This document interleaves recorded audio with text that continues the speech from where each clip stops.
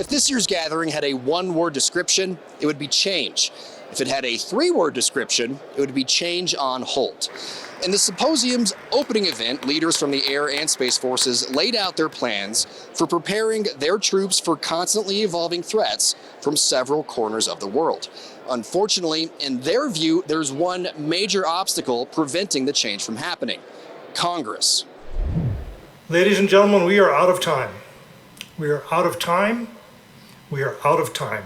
Because for at least 2 decades, China has been building a military that is designed, purpose-built, to deter and defeat the United States if we intervene in the Western Pacific.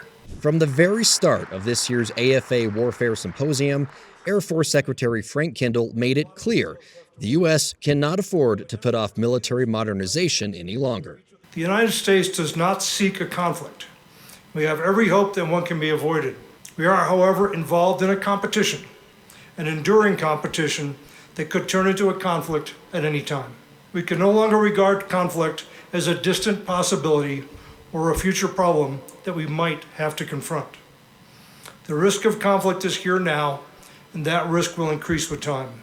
When Secretary Kendall came into office in 2021, he hit the ground running, outlining what he called operational imperatives, factors that would shape how the Air and Space Forces would invest the money from Congress to make sure both branches are ready for a great power competition with China. That work had a major impact on the FY24 budget that was submitted a year ago.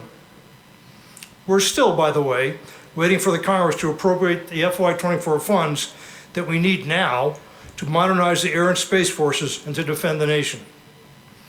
Congress, if you're listening, an FY24 appropriation would be very welcome.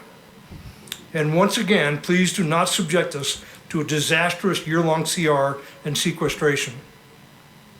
On a personal note, it would be very disappointing to me to have been in office for an entire administration and have never received any of the needed resources to be competitive.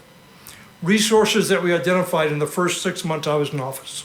Under a continuing resolution, service branches are forced to operate at the same spending levels as the previous fiscal year.